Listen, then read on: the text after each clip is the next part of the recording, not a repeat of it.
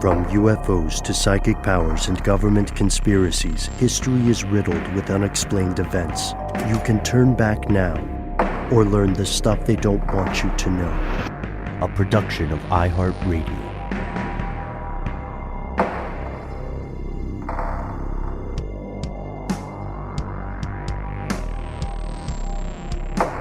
Hello, welcome back to the show. My name is Matt. My name is Noel. They call me Ben. We're joined, as always, with our super producer, Alexis, codename Doc Holiday Jackson. Most importantly, you are here, and that makes this stuff they don't want you to know. It's the top of the week, which means it is time for our strange news segment. There's some scandal at the post office, and don't worry, folks, this is not the U.S. Post Office for the first time in a long time. That's the subject of scandal. TikTok is in what may be a little bit of hot water, and there may be a new Heaven's Gate on the rise. This story in particular about a group called Love as One, this stood out to me because I know we've got a lot of folks in the crowd who, like me, kind of monitor cults before they hit the news in a big way, before something terrible happens to them. Would you guys be okay with starting with that story today? Absolutely. Yes, I'm always looking for a new group to join. I love making friends, and I look forward to learning about this one, Ben. We had a great thing going with that earlier cult. And I want to thank you again for being the messianic figurehead there, Matt. I think we made a lot of progress in the space of a 7-minute video. You know what? Matt, speed to you, sir. And Matt, speed to you, my friend. So everybody probably is at least a little bit familiar with the tragic story of the Heaven's Gate cult.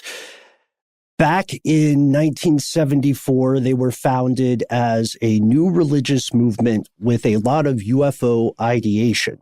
And this was a cult that had this ending point. They believed that after the Hale-Bopp comet zinged past Earth, there would be a number of spacecraft coming to retrieve the faithful. This unfortunately led to a mass suicide as members of the movement took their own lives in an effort to join those extraterrestrial craft that they thought they would meet them in a immaterial or different form. That occurred in October of 1996. Stories like these are unfortunately not unique in the world of new religious movements, which, if you're ever talking to someone that you think is in a cult, new religious movement is the more diplomatic way to describe their organization. Because as we know, as we've learned from correspondence over the year, in fact, a lot of people don't like the C word. They might even dislike it more than the other C word that we refer to here in the U.S. Conspiracy theory? No, that would be CT. I really thought you guys were going a different way with that. Yeah. CT is a common abbreviation, though, for conspiracy theory, if you're ever reading something confusing on a forum. But they both accomplish the same thing. Like a cult is a term that is used to kind of neg whatever comes after it. Like if you're referring to someone's belief system as a cult, then you are inherently judging it and applying certain criteria to it that are inherently negative. In the same way as a conspiracy theory is used in that way. Yeah, in the modern parlance, those could both qualify as what are known as thought-terminating cliches. Our story I found this when I was reading some local papers in the Pacific Northwest for a different thing. But our story begins with a report from the Mount Shasta News. This is a local paper in the area. And they had a headline that really caught me. It said, "Spiritual group compared to Heaven's Gate cult is planting roots in the Mount Shasta area." This came out today as we record, but the group itself was familiar to me from some other reading. They have a really interesting name. They're called Love Has One. It's odd to choose that past tense for the name of a new religious movement, but it happens. Points for creativity. It is led by a person named Amy Carlson. If you are familiar with the cult, you might not know her as Amy Carlson because she is referred to as Mother God by her followers, and her lover or her partner, whomever it may be at the time, is also automatically referred to as Father God. So at this time, Mother God, Amy Carlson, to everyone outside of the movement, is about 44 years old. Here's what the followers believe. They believe that she has been reincarnated hundreds and hundreds of times. They also believe that she has been in contact with Robin Williams since he passed away in 2014. That's just one of the beliefs that outsiders will point to as the more bizarre part of the story. Specifically, the mission of this religious movement is to follow Carlson because one day she will lead 144,000 chosen people into a new mystical fifth dimension. She has also said that former U.S. President Donald Trump was her father in a past life. They had a great relationship, in case anyone is concerned. There's something that happens a lot with these kinds of movements, which is there's a growing discrepancy between the narrative offered by the former members of the organization and the narrative offered by the spokespeople of the group. This is something we're familiar with anytime you talk about movements that are, that have this level of controversy. Scientology is, of course, the easiest example, but I promise you there are numerous examples out there. Mother God claims that she has been trying to save humanity for 19 billion years, which is interesting because what we know of current science shows us that humans were probably not around 19 billion years ago. You can see an episode of Vice about them. It's the first episode of a series called False Gods. And you can see the allegations of mistreatment and abuse in this religious movement. So far, I haven't been able to find anything that's as egregious as some of the other things that we know cult movements do. Like, I haven't found any fatalities. I haven't found extreme injuries, but I have seen videos of Carlson that show her verbally abusing people, screaming at her followers, abusing animals, having children locked into closets for being kids. That's one thing that a lot of cult-like movements do is they punish people through their children. It's enormously effective because that's one of the closest relationships a human being has. There have also been allegations that members are underfed, they're never paid for their work, they're never allowed to sit down. And although the movement itself, like if you hear what the spokespeople say, the movement itself is maybe a little bit more on the hippie side, but in general, they seem like really nice people who just happen to believe something different. But everything the survivors of the cult are describing is troublingly close to the guidelines we made in our earlier video about how to make a cult. They're brainwashing people, they're regimented, their free time is gone, relationships are broke down. We also see that some cures have been promised to people, and these cures are things like you can talk to Mother God on the phone, and through that phone conversation, she can cure cancer. We also see a little bit of a Hubbard-esque thing here because Hubbard would not allow, drug and alcohol abuse, but he didn't practice what he preached. Mm-hmm. Oh, can I take a tangent really quickly and get right back to here? Please do. Absolutely. Okay, we had a listener voicemail that I just heard. I went through a couple of them today, and someone left a message asking us if we knew anything about a bet L. Ron Hubbard made with some other person at a bar about whether or not he could begin a religious movement that would function as a tax haven and bring him great wealth. Seems a little on the nose, doesn't it? Well, yeah, I had not heard, I've not seen any evidence of that. I think if there were evidence of that was, blatant or just out there in the public sphere, then that would be a big issue, or it would be just completely, denied and pushed away. But anyway, just putting that out there. I've heard that. I've heard a couple of versions of that anecdote, enough to convince me that at least several times in conversation, he had made statements about, about how the real money was in not writing fiction, but in starting a religion, right, for the tax purposes and other side benefits of being a religious figure that we've named earlier. So we know we talked about in conversation. As far as a specific bet, I am not aware. I haven't found proof of that, but I've heard that story before. I just don't. I haven't found a good source for that yet. But maybe it could have happened. It does seem a little, very much in his character, being kind of a blustery, braggadocious figure, right? I could see him like saying, hey, look what I'm going to do. Or no, to your point, Ben, just kind of bragging about how this is a brilliant idea that no one else has thought of. And to be fair, I mean, he pulled it off in a much more outlandish form than just about any other figure of his type has in recent time. So we see some parallels in Scientology, in the world of Scientology, L. Ron Hubbard in specific. But again, we see a lot of parallels in this genre of religious movement in general. When it comes down to the psychological aspects of most new religious movements, they're not very different at all.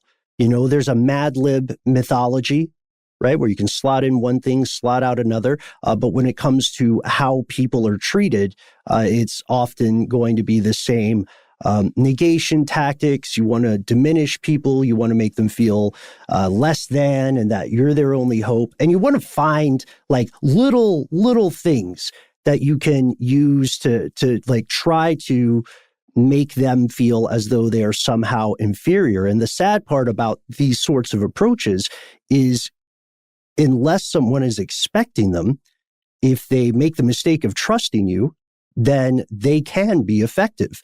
And this goes into another commonality that we should probably talk about a little bit.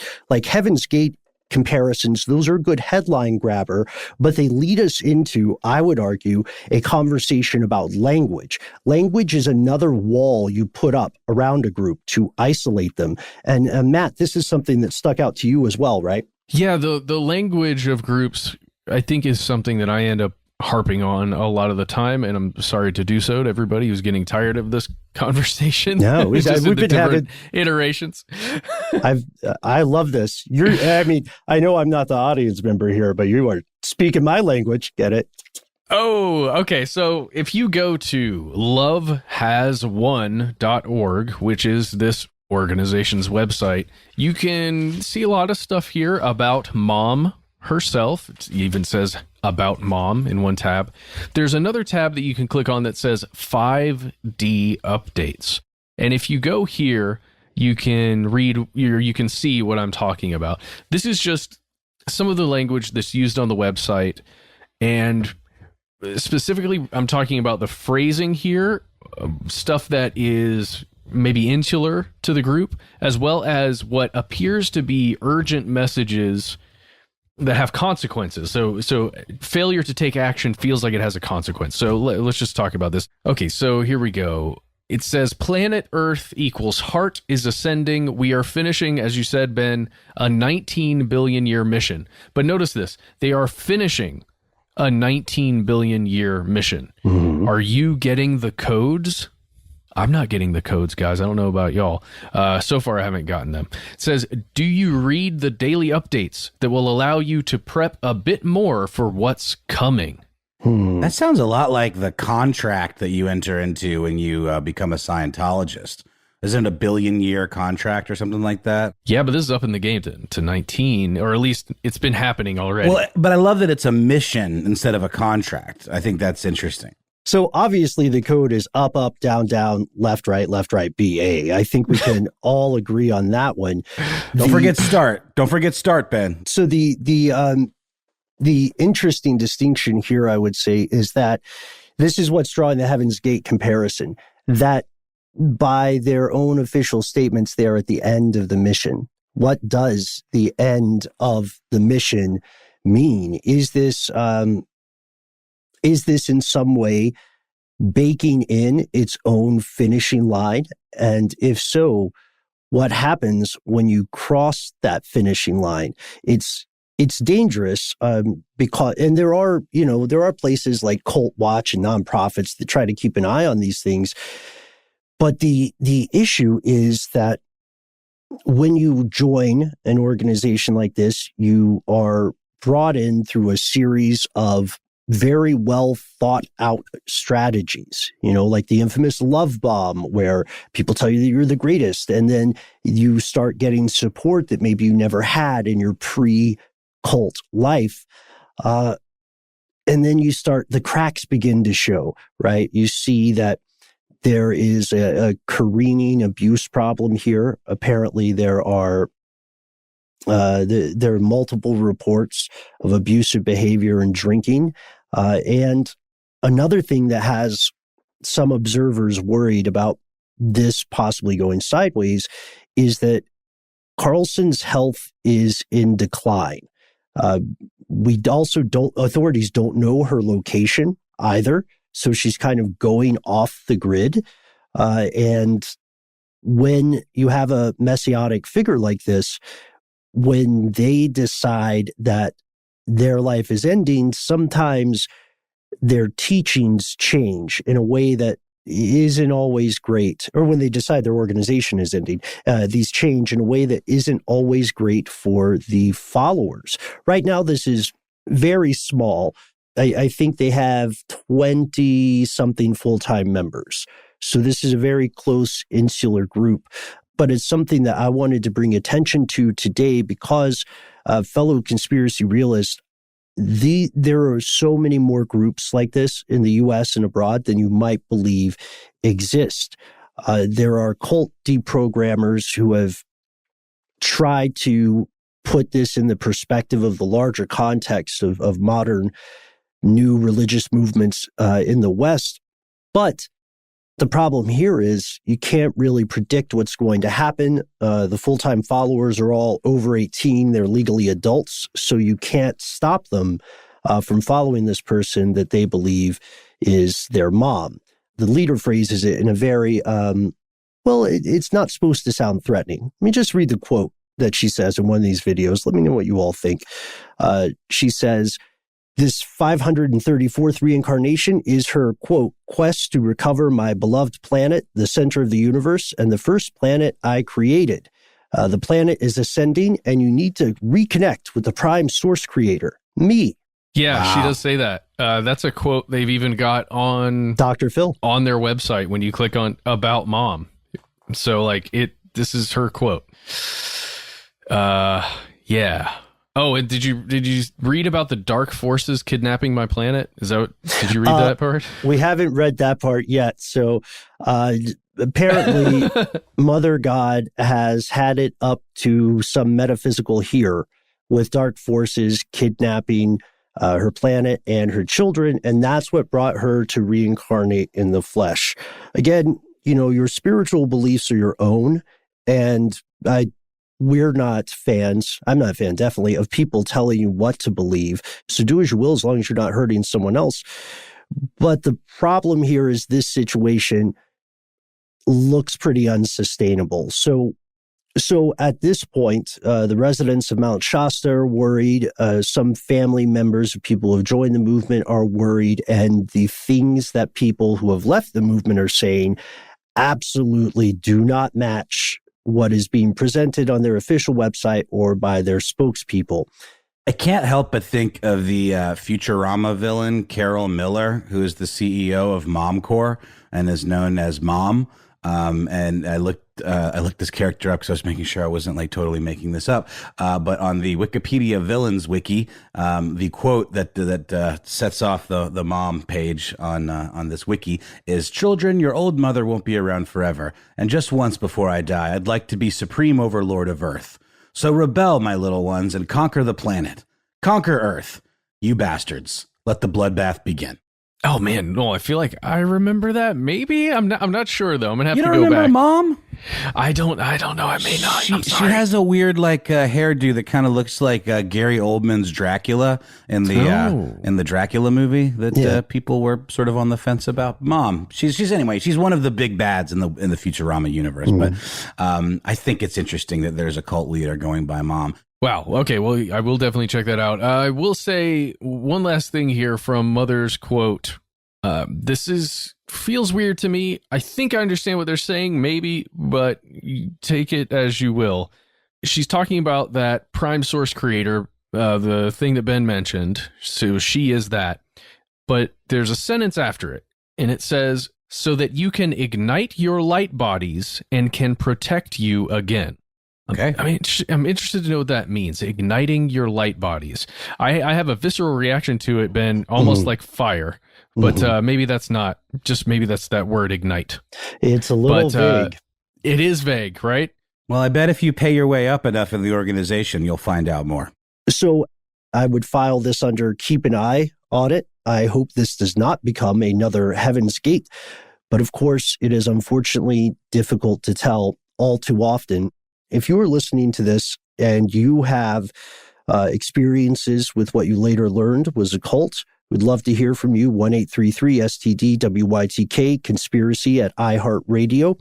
And if you or a loved one are struggling to extricate yourself from a movement like this, if you feel it's bad for you psychologically, spiritually, or physically, please remember that there are resources available to help you leave these harmful organizations, if harmful to you they are. I would recommend cult-escape.com. But as always, can't wait to hear your stories. Stay safe out there, folks. We're going to pause for a word from our sponsor, and we'll return with more strange news.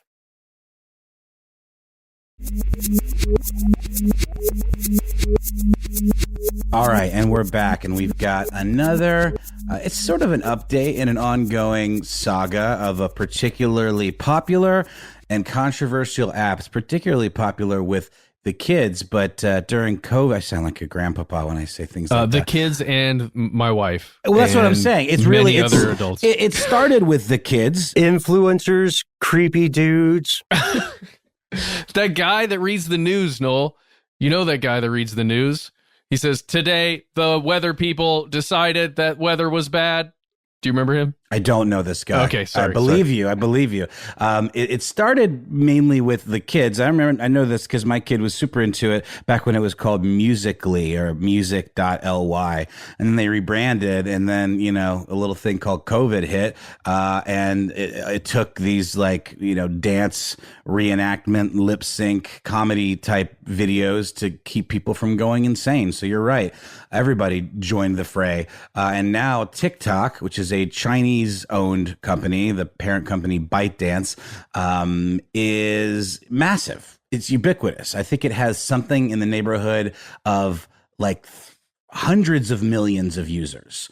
800 million users worldwide. And apparently quite a chunk of that is in the UK. It is particularly popular in the UK with around 200 million users in the UK alone. And today's story is specifically about how some folks are not super happy about how TikTok is behaving towards children in terms of their privacy. We know that TikTok's gotten some flack. It even the Trump administration practically went to war with TikTok, potentially threatening a policy that would have outright banned them. Got kids interested in politics real quick. And that ultimately ended up not going anywhere. There was, I can't quite remember. You guys might know more than I am recalling at the moment. How did they end up kind of mitigating that? I know there was a thing where they were going to get bought out by Microsoft as their US presence, but I don't think that exactly happened. And I kind of just remember that story fizzling, but they must have done something. It's been difficult to find actual news about TikTok, because there are so many clickbaity articles that are written about TikTok on Number an hourly 10 will basis. shock you. Oh, yeah. But I just found one that it's all about the kind of the plans that TikTok had for an IPO, plans that they had with Oracle and Walmart and all of those, the sale and all that stuff, with the kibosh that the Trump administration put on it.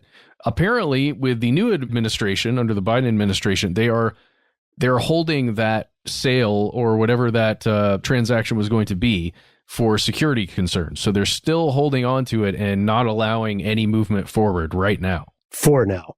Okay. Because, and just to, sorry not to derail, but that was as a direct result of these concerns over Chinese influence, of this app being in some way insidious and targeting our children, and having some sort of direct line with this data that it's collecting. As we know, the apps are secondary. The product is actually data mining and data collecting, and TikTok is pretty egregious about their data collecting practices. There have been a few lawsuits already where they've been fined pretty large amounts of money, at least as far as, you know, mortals like we are concerned, but a drop in the bucket when you think of how many billions of dollars they made during COVID and how many users they have. But all of these stem from privacy concerns, that they are taking data from underage users. It does say you have to be 13 to sign up, but there is a claim in a $92 million settlement from as a class action suit that they were using underage users' data in an irresponsible way, including biometric data, which is, you know, to get all those crazy filters, you got to scan faces, and all that stuff translates into, you know, metrics that can then be stored and used and paired with other data that they are mining. And they claim that they don't use it in any kind of nefarious way, but that's kind of up for debate, right? Yeah, to walk back because I think you asked a question earlier about Microsoft's bid. I did. Yeah, the Oracle. What happened with that? Yeah. Oracle was chosen back in September 2020 to be the technological partner for the U.S. Endeavors, and TikTok is a huge deal here in the U.S. It's like Vine. You know, as far as its popularity level, I would say it's surpassed Vine. You could argue any number of reasons for that, but I think the payout you're talking about, or the proposed settlement, came from, that's like 89 million TikTok users in the U.S. Is that correct? Yeah, and then the funny thing is, it was actually halted. It's at a bit of a stalemate right now, because a judge argued that a $92 million class action settlement was just absolutely insulting to individual users, because they said if even 2% of potential class members responded, that would be something like $6 a piece, you know, for each one of these individuals, which is not enough to buy a Starbucks coffee, which was what the judge said in this case. Wow, that wouldn't make sense. That guy's getting the fancy coffee. Well, isn't it interesting though, because it sort of calls into question the nature of lawsuits. Is it really a class action lawsuit is still something that sort of boggles my mind at times. And so there's a lot to it, and you have to opt in. But it's is it about punishing the company, even if they are awarded a free lunch? Is that really making amends for being betrayed technologically? It seems like a little bit of splitting hairs to me. Isn't it should be about the largest amount of settlement for the infraction the company supposedly has made, and I don't see how a coffee versus a nice lunch is going to really make all that much of a difference meaningfully to individual users. Yeah, well, it's great for the legal team. And then, they make a ton of money off of class action. And then if you consider class action for things that have health concerns or environmental regulations that have been violated, then a class action lawsuit is a very important piece of changing legislation such that, people can get their medical claims supported, right, in the case of widespread contamination, or that the company can get in more actionable trouble. I'm saying, I see what you're saying. Class action lawsuits like this, Anybody who ever been involved with one, or you get that letter in the mail where it's like, you might be eligible for a piece of this insert $1 million here settlement. That does usually translate to a very small takeaway amount for a lot of people, especially big things like when a bank has compromised millions of people or hundreds of thousands of people's data. It's not necessarily going to help repair the damage done to the end user. So the best thing you can say about a lot of class action suits is that it is paving the way for actionable consequences for those companies. But you're absolutely right. I don't think an extra cup of coffee is going to help someone if their personal data has been stolen. Yeah, no, I'm with you. I think we're definitely on the same page. And I'm now getting to the new thing. I wanted to establish those precedents. Thank you, Ben, for clearing up that whole kerfuffle with the Trump administration, because it really was quite a big deal. It was a huge news item, and they really had to scramble to make that thing. And it really felt like almost more like a symbolic gesture. Because it does seem as though there are still major concerns with the way TikTok is using user data. This new case comes from a woman named Anne Longfield, who used to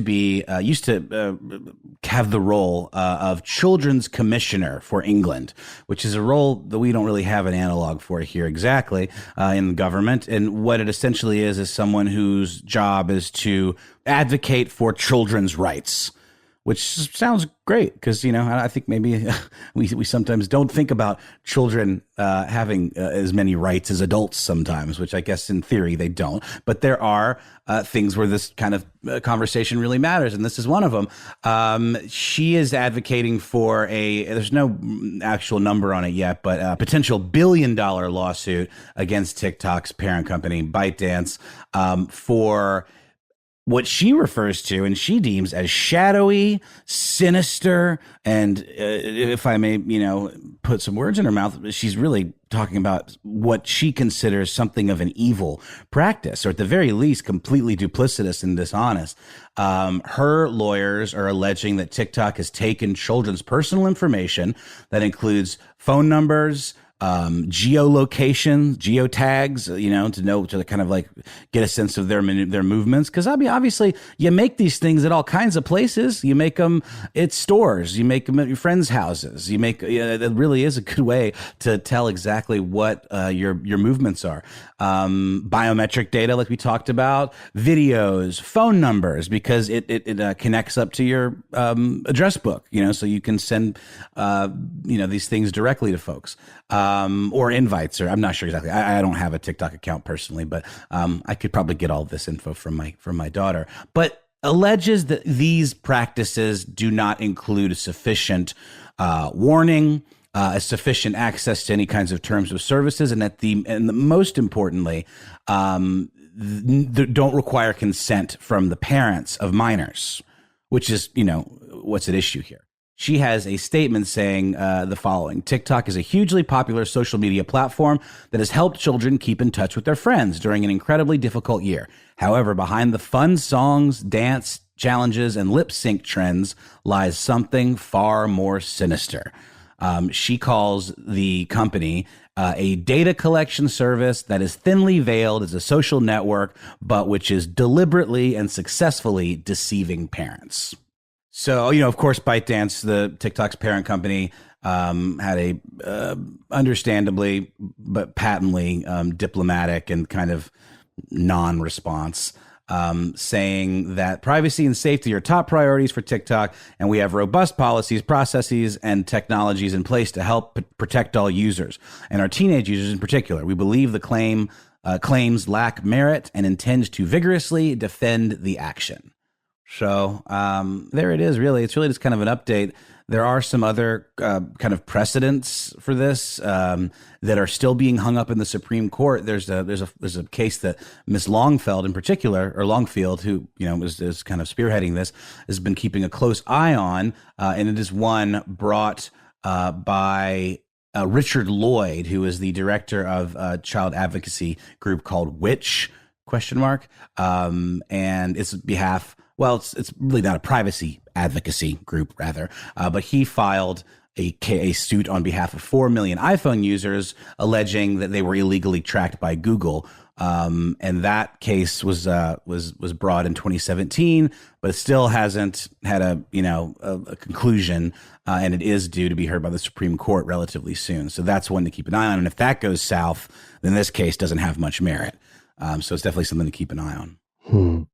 Got it. It's fascinating because, there are multiple concerns here. Everybody who is a guardian or parent of a child who's listening in the audience today, there are hard conversations to have with your kids about how public a kid should be. Many people listening today did not grow up in an age where their parents had, a Facebook or some other profile on a platform where they could put pictures of you since infancy. You know what I mean? Like the boundaries of expectations for privacy have been, I would say, pretty much completely eroded. We've talked about it in the past, but when it comes to something like TikTok, we see, the questions about who your children are interacting with online. And I don't mean to fearmonger, but these are really important questions.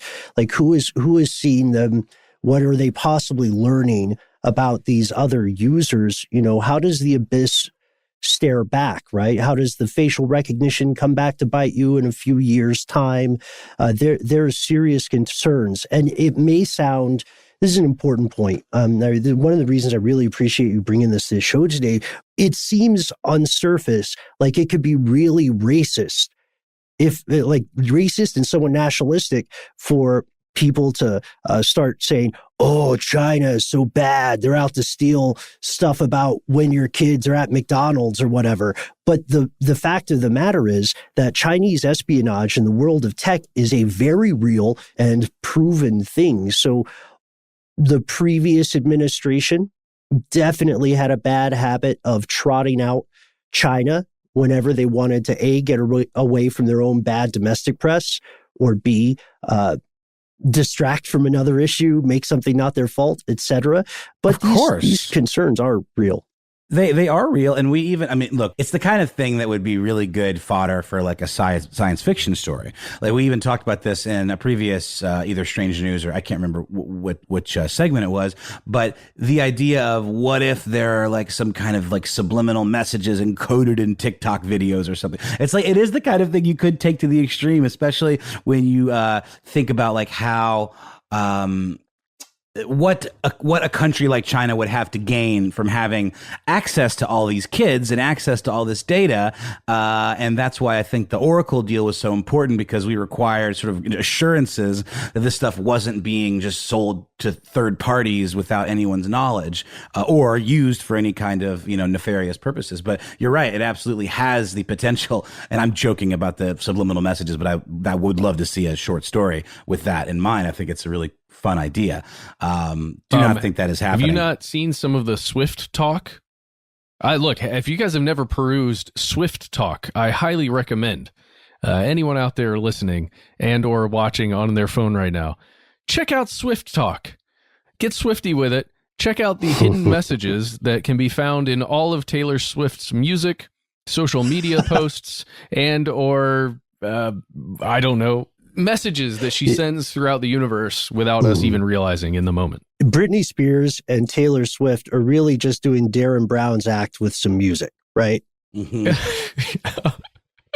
Yeah. She's on another level if you believe a lot of the most popular Swift talk folks. And it's really interesting stuff. Wow, this is news to me. I do know that the Swifties are a very particular breed, and you definitely don't want to cross Taylor Swift with them around, because they'll come I'm at saying you. Do not ever do that, no matter who you are or where you are or what you're doing. Just know that it's fascinating and you can learn a lot about it. Well, I'm going to dig right into that while we take a quick break for a word from our sponsor, and then return for potentially some Swift talk, but definitely some more strange news.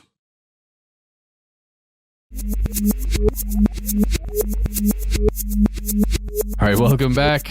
For more strange news, guys, there really is a person on TikTok, and I cannot think of his name. He is amazing. He just deadpan reads a news story or tells you exactly what's happening. He does not look away. He tells you exactly what's occurring right now. The scientists will not allow the vaccine to occur. They will. It is one of the most wonderful things I've ever seen. But is it better than David Lynch reading the weather, doing the weather report? Okay. Yes, because this guy just does it. He doesn't let up until he's finished telling you exactly what he's telling you, and then he's gone. Wow. I think his name is Chris. Or I guess until the next TikTok plays. He was in the New York Times. I think so. Awesome. Whoever it is, Diana showed me a couple videos of him, and I loved it. Okay, but Chris is not here right now. We are, and that's why we're going to tell you about a little thing that's happening out in the United Kingdom, and has to do with ye old post office. We have discussed the Post before on this show, generally regarding the United States, when it comes to several of the major issues that our country's Post has been dealing with. Well, today we're going to talk about the British Isles and what's going on with their post office system. And particularly, we're going to be talking about a point of sale software, essentially. That's really what this story is about. The machines that are used to, put a credit card in, make a payment, do some kind of transaction from a client, a user, just any person walking in to send something via the post, and the post office itself. We're going to the BBC to look at an article titled Post Office Scandal: What the Horizon Saga is All About. Remember that word horizon? It's going to be very important. Apparently, there were some bad things occurring at the post office, the post office being all of the post offices across the United Kingdom, between 2000 and 2014. So 14 years there. And spoiler alert, they continued after 2014 and they're still happening right now. But we're going to get into that. Right. So for 14 years, there appeared to be some situations with balancing the books at specific post offices. So imagine just the post office that's down the street from wherever you are. Let's say if you're in London, your section of London or your neighborhood, that post office. Now imagine all of the transactions that are occurring over a quarterly, a monthly basis, maybe even a daily basis. All of that stuff is done through one of these computers, one of these terminals that's there, and all of that information, all that money in, money out, you get an end of the day number, essentially, how much the post office made or lost. And what was occurring at a ton of post offices around the UK is that those numbers were showing that the post office was losing money.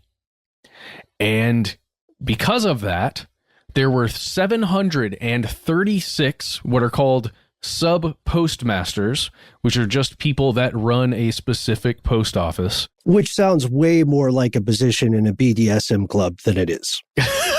Sub-postmaster. Oh, boy. Oh, wow. So it's really low. It's like the base. Or wait, is a post like a physical post involved? I mean, we're not the experts or is that here. just euphemism? This might be a different strange news or listener mail. Again, 1-833-STD-WYTK. Okay. So 736 individuals, people who were running these post offices, were prosecuted because those numbers were different, right? And it seemed as though the individual post office was losing money, but it was just money that was gone. It wasn't as though they had spent more money than they were making. It's just money was not there that was supposed to be there. So it was assumed that these individual sub-postmasters were stealing money somehow or embezzling money. And a lot of people, 736, ended up being prosecuted because of this. Many went to prison. They were convicted for false accounting.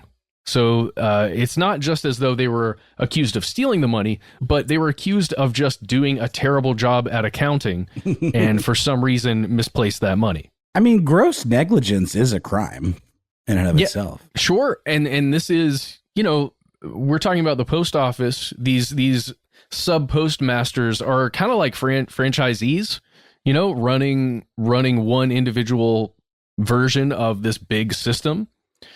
And you can imagine that the post office itself is the entity that's prosecuting these people. Mm-hmm. So it's as though McDonald's was prosecuting franchisees who own the McDonald's somewhere in Atlanta. It's very similar to that. For fry theft. But here's the deal. Yes. Huge Gross problem. Gross fragligence. Oh, God. Delicious fragligence. So here's the deal. For 14 years, they were prosecuting people, and there was a flag that was raised around 2015. And this flag had written on it, hey, I think there might be something wrong with the software that all of these sub-postmasters have been using to balance their books. I think it might not be the individual. I think it might be the software. And there was an inquiry, or at least there was a vote at some point in Parliament to take a look at this, to figure out what was happening. That vote, unfortunately, in 2015 got pushed, as in they kind of held off. It didn't go anywhere. And then for the next 5-6 years, there were just a whole bunch of attorneys, a whole bunch of individuals who were trying to clear the names of these 700 something people that all found themselves in the legal system there in the UK with felonies. There are horrible stories that you can read about what happened to individuals, some of whom were pregnant when they were accused of this stuff and ended up having, to go to prison for a little while. Some people who lost their livelihoods, who then walked around with a felony charge on their record for 5-6 years, sometimes for longer, sometimes for a decade, or up to 20 years, really. Horrible stories you can read. You can find those all over the place. The problem is, this software, which is known as Horizon, Horizon, it appears that this software, Horizon, was the culprit in many of the scenarios simply because it was not created correctly, at least according to some insiders with Fujitsu, that's the company that created it. Some insiders who say it was built on top of a platform that wasn't supposed to do what this thing does. So they retrofitted it, right? They tried to, they took the, for a terrible analogy, they took what would be the skeleton of a really cool whale, and they were like, how do we turn this into something that can run on the land? Yeah. Very much so. Very much so. You can go to computerweekly.com and you can check out an article here called Fujitsu Bosses Knew About Post Office Horizon IT Flaws, says Insider. If you jump to this article, you can see there are several people who were actually project leads for Fujitsu working on Horizon back in the early 2000s, or I guess it was late 90s, early 2000s, who were trying to raise alarms about how the software was being created and these massive problems that it had. The biggest thing, and it's difficult for me to explain, maybe it's something we could go to Jonathan with. It would be great to maybe have him come on the show and walk us through some of this stuff. But there's a layer between the servers, the network servers that are actually processing all the numbers and everything. They live in a server room somewhere in a giant complex. And then on this side, you've got the individual point of sale service. So the post offices, the individual post offices. And in a lot of ways, in a lot of systems like this, there's a direct connection. It's just like having an internet connection or something. Every time something occurs at the point of sale level, at the post office level, all that information gets transferred over to the main server, and that's where stuff gets logged. It gets logged on both sides, and then everything is backed up on that main server. That's where all the major information is kept.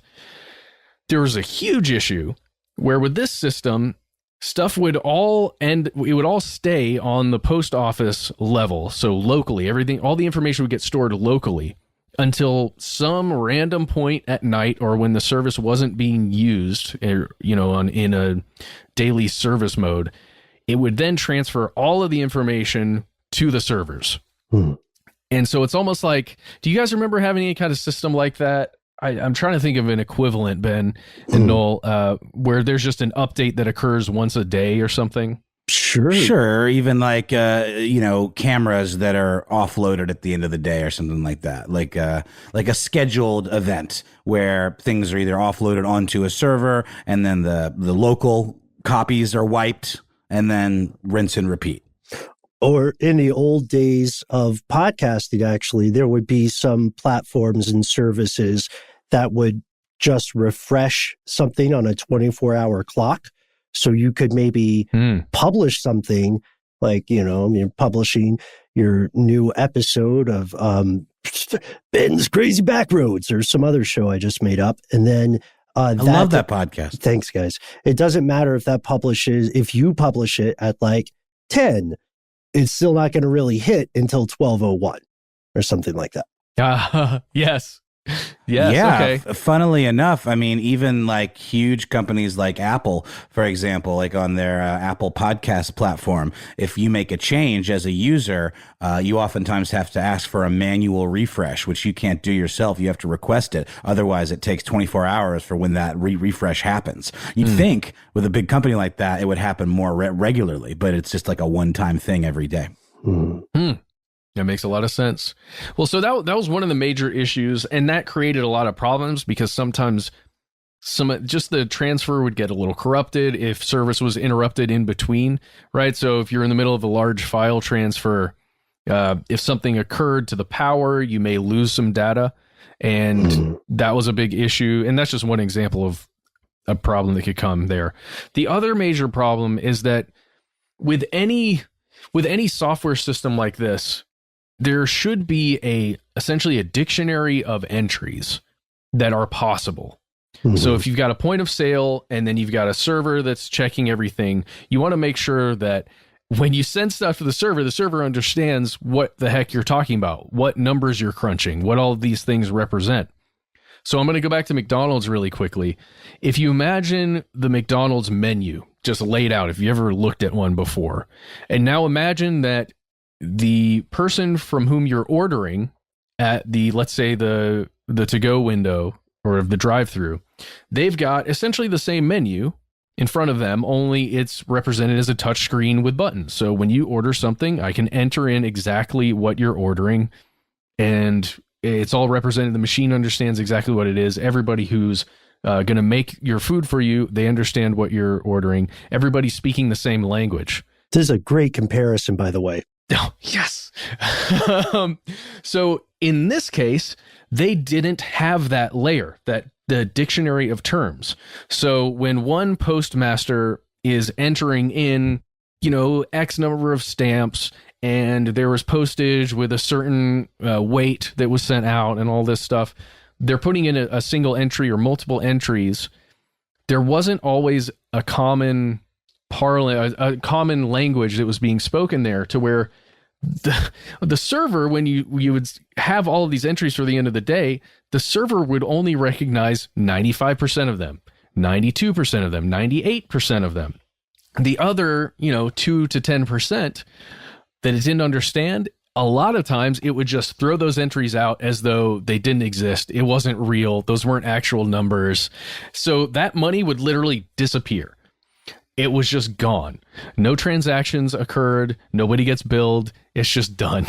But the other thing is, if a transaction did occur, and let's say money, Noel, came out of your bank account, but it never shows up on the books of the postmaster, the sub postmaster, that means you lost money somehow, but the post office never collects that money, I guess, or it gets a little weird there to know exactly what occurred on each sub postmaster's or under each sub postmaster's watch. And that's why everybody was being prosecuted individually, and it never seemed to be a massive problem with the software. And you made a really great point, Matt, about the franchisee situation from the start and this McDonald's metaphor that you've carried on throughout this story. And I think it absolutely works. But I just want to point out again, when I hear the name postmaster, what I think in my mind is postmaster general, which is like a single position over a giant organization. There are hundreds of these. Postmaster and postmistress, by the way, is actually another official name, which seems a little dated, but it definitely was in one of the articles in the BBC that I read. So it appears to be the official term they've used. But aren't a lot of these being walked back now, Matt? And many of them are being sent back to the courts because essentially, talking about jumping to conclusions, that's exactly what happened, as opposed to recognizing a pattern and realizing more quickly and efficiently that this is a problem inherent in the platform, not in a weirdly out of the blue rash of embezzlements, throughout the system, right? Yes. As of right now, this is a fairly positive story because many of these individuals' names are being cleared. I think as of 3 days ago, according to the BBC, there are 555 claimants that in December 2019 agreed to the post office agreed to settle with them. So there will be a lot of money going back to these individuals. I think, it's 58 million pounds in damage. That's what the post office has agreed to pay. Overall, yes. And the claimants individually are going to receive around 12 million pounds of that. And that's 555 individuals. So you do the math there. Mm-hmm. It doesn't mean those people get the parts of their lives back that were irreparably damaged from the time that they spent as, someone charged with a major crime like theft in that way, basically theft from the government, right? Which doesn't look good on an application. And there are further cases that are being looked at outside of those 555 people. There's something that's so hilarious to me about this. It's funny amidst the very tragic thing, because as you said, Matt, these folks will never get that time back, and you can't really put a price on it. But the thing that's funny to me is that at some point, there was somebody tracking down these cases who believed there was a nationwide cabal of evil sub-postmasters who were scheming on the government in a really weird, easily discernible way. And so this, I would say this damage to their reputations, damage to these individuals' reputations, isn't just one of painting them as financial criminals. It's painting them as very incompetent criminals, when in fact it turns out that the Japanese company, which was one of the world's most admired companies, it won an award for it. It was actually their incompetence all along. So glad to see justice served. Glad they're getting better settlement terms than TikTok claimants, mm-hmm. But it's still an unfortunate situation all around. And look, people who work at the post office work so insanely hard. You get a lot of bad press about them in the U.S. because for a very long time, aspects of this country's political structure have been trying to render the post office, or have been trying to cripple it and render it extinct for a number of reasons. But don't believe the anti-post propaganda. You know what I mean? Be nice to your post office person next time you see him. Yeah, totally. Yes. And I'm going to leave you with this. This is something that the BBC ended their article with. And it's just the fact that all of these people's lives were affected because of faulty software, or at least it appears that is so. And the post office is settling for millions and millions of pounds with that as as the fact, essentially. Matt, really quickly, did I miss what happened to the money? Did it ever come back? Was it never really gone in the first place? It was just a calculating error, or was there never actually any money that was disappeared? Yeah, as we were talking about earlier, it was money that disappeared off of the books, but individuals were still paid money. It just never made it to the post office. So there was missing money. I thought I remembered that. I just wanted to make sure that was super clear. So now they're on the hook for real money. Yes. And it's because of this Horizon software, or at least that's what's being alleged. That's what's being settled right now. And that's why there are a lot of other cases. There's this thing happening right now in the high courts in the UK where there are 2,500 other individuals. 2,400. Yeah, 2,400 people or more than that who are attempting to really settle another claim here.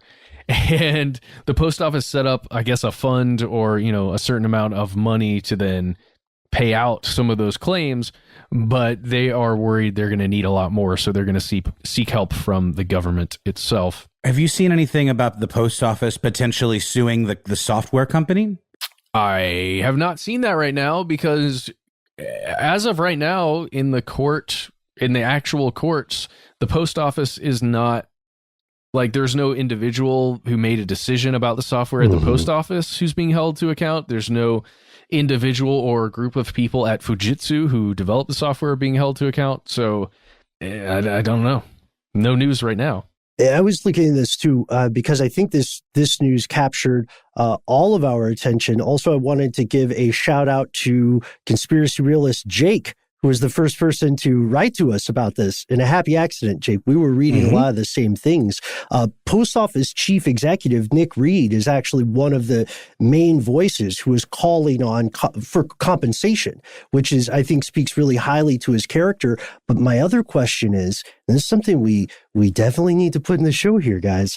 What is going to replace Horizon? So far, they've said they'll get to a cloud-based service of some sort at this point. But right now, as far as I know, correct me if I'm off here, Matt, as far as the day-to-day life of the sub-postmasters who have not yet gone down for post-fraud, they're still using Horizon, which means two things to me. First, it means there could be other false reports of crime. And then secondly, if there is some villainous, evil sub-postmaster or sub-postmistress out there, although I don't care for the gendering of the words there, if there is someone who is nefarious and unethical in this situation, now's the time, right? Now is kind of the time to go. You'll get away with it. Don't do it. Now's the time to do it. Don't do it. All right. Well, I think we may have to revisit this again in the future just to give an update. But for right now, that is what's happening in the news in the UK with the postmasters, sub-postmaster generals. It's a very UK-heavy episode today. Hey, thank you so much for, Jake, for alerting us to that. But honestly, this was me just reading a bunch of stories trying to figure out what to talk about today. But thank you for alerting me.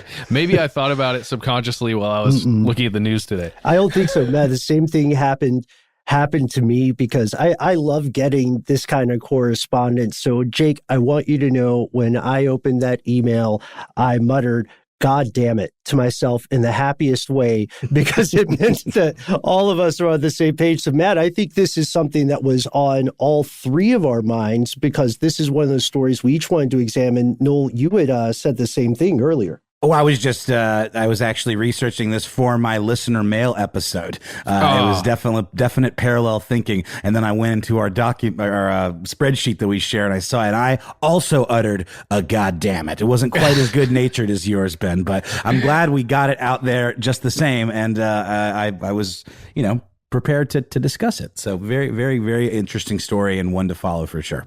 Well, sorry, not sorry. If you want to be like Jake, who wrote to us, you can do the same. You can find us all over the place on social media. On Facebook and Twitter, we are Conspiracy Stuff. And on Instagram, we are Conspiracy Stuff Show. On YouTube, we are Conspiracy Stuff. Whoa, look at that. You can see all the videos that we did way back in the day, all the way up until this week. Check it out. Like and subscribe, I guess, or turn on notifications. I don't know how it works now. You can watch our videos if you wish. Are you pointing at the bottom of the screen right now when you say that, Matt? Sure.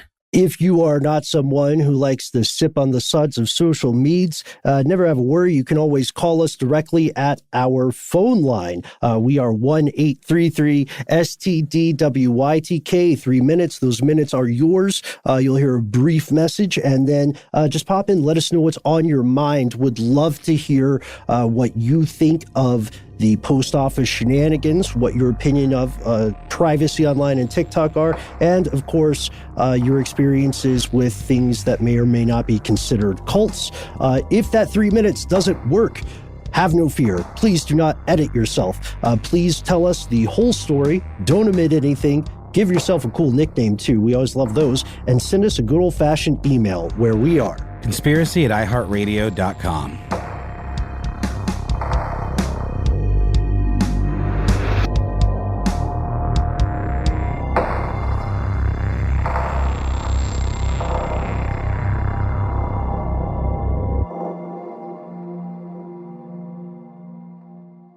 Stuff They Don't Want You to Know is a production of iHeartRadio. For more podcasts from iHeartRadio, visit the iHeartRadio app, Apple Podcasts, or wherever you listen to your favorite shows.